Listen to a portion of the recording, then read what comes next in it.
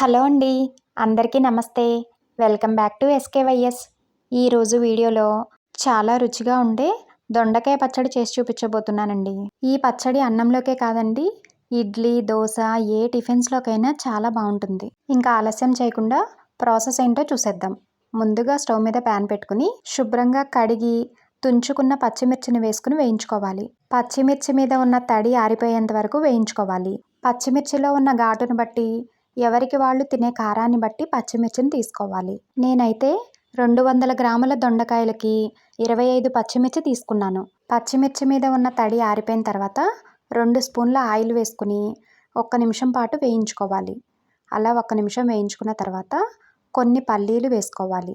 దానిలోనే 2 స్పూన్ల ధనియాలు కూడా వేసుకోవాలి. వాటన్నిటినీ ఫ్లేమ్ని లోలో పెట్టుకుని కలుపుకుంటూ దోరగా వేయించుకోవాలి.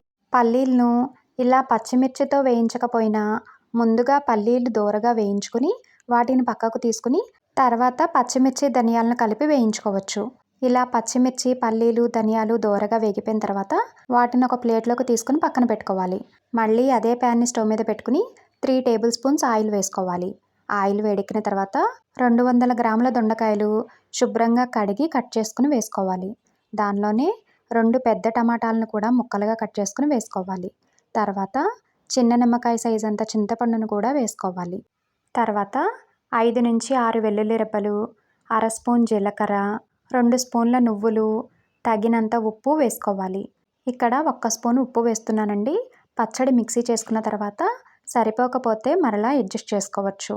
వాటన్నిటిని ఒకసారి బాగా కలుపుకొని మూత పెట్టుకుని మధ్య మధ్యలో కలుపుకుంటూ ఫ్లేమ్ని మీడియం టు లోకి అడ్జస్ట్ చేసుకుంటూ దొండకాయ ముక్కలు, టమాటా ముక్కలు సాఫ్ట్గా అయ్యేంత వరకు మగ్గించుకోవాలి.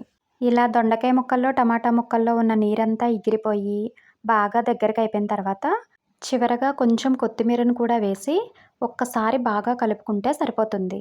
కొత్తిమీర అంతా దొండకాయ ముక్కల్లో బాగా కలిసిపోయిన తర్వాత స్టవ్ ఆఫ్ చేసి ఆ మిశ్రమాన్నంతా పూర్తిగా చల్లారనివ్వాలి. తర్వాత మిక్సీ జార్లోకి ముందుగా వేయించుకున్న పచ్చిమిర్చి, పల్లీలు, ధనియాలు వేసుకుని మిక్సీ చేసుకుని తీసుకోవాలి. తర్వాత చల్లారిన దొండకాయ, టమాటా మిశ్రమాన్ని కూడా వేసుకుని బరకగా మిక్సీ చేసుకుని తీసుకోవాలి. మిక్సీని మధ్య మధ్యలో ఆపుకుంటూ కలుపుకుంటూ మరీ మెత్తగా కాకుండా కొంచెం బరకగా మిక్సీ చేసుకున్నట్లయితే రోట్లో రుబ్బిన పచ్చడిలాగా చాలా బాగుంటుంది. ఇలా మిక్సీ చేసుకున్న తర్వాత సాల్ట్ చెక్ చేసుకుని అడ్జస్ట్ చేసుకుని ఈ పచ్చడికి తాలింపు వేసుకోవాలి. తాలింపు కోసం స్టవ్ మీద ప్యాన్ పెట్టుకుని తగినంత ఆయిల్ వేసుకోవాలి. ఆయిల్ వేడెక్కిన తర్వాత పోపు దినుసులు వేసుకుని వేయించుకోవాలి. అర స్పూన్ చొప్పున ఆవాలు, జీలకర్ర వేసుకోవాలి. అలాగే 1 స్పూన్ చొప్పున మినప్పప్పు, శనగపప్పు వేసుకుని కలుపుకుంటూ దోరగా వేయించుకోవాలి. తర్వాత 5 నుంచి 6 వెల్లుల్లి రెబ్బలు దంచుకొని వేసుకోవాలి. దానిలోనే 2 రెమ్మల కరివేపాకు, 2 నుంచి 3 ఎండుమిర్చిని తుంచుకొని వేసుకుని వాటిని కూడా కలుపుకుంటూ దోరగా వేయించుకోవాలి. ఆ తాలింపు అంతా బాగా వేగిపోయిన తర్వాత చివరగా 1/2 టీ స్పూన్ పసుపు, 1/2 టీ స్పూన్ ఇంగువ వేసుకుని ఒక్కసారి బాగా కలిపి స్టవ్ ఆఫ్ చేసి ముందుగా మిక్సీ చేసుకున్న పచ్చడి మొత్తం తాలింపులో వేసుకుని బాగా కలుపుకోవాలి. అంతేనండి, రైస్లోకైనా టిఫిన్స్లోకైనా చాలా చాలా రుచిగా ఉండే దొండకాయ పచ్చడి రెడీ అయిపోయినట్లే. మీరు కూడా ఈ ప్రాసెస్లో ఒక్కసారి ట్రై చేసి టేస్ట్ చేసి మీకు ఎలా వచ్చిందో కమెంట్ చేయడం మాత్రం మర్చిపోవద్దు. వీడియో నచ్చితే లైక్ చేసి మీ ఫ్యామిలీ అండ్ ఫ్రెండ్స్కి షేర్ చేయండి. అలాగే కొత్తగా ఎవరైనా మన ఛానల్ని చూస్తుంటే సబ్స్క్రైబ్ చేసుకోండి. Thank you.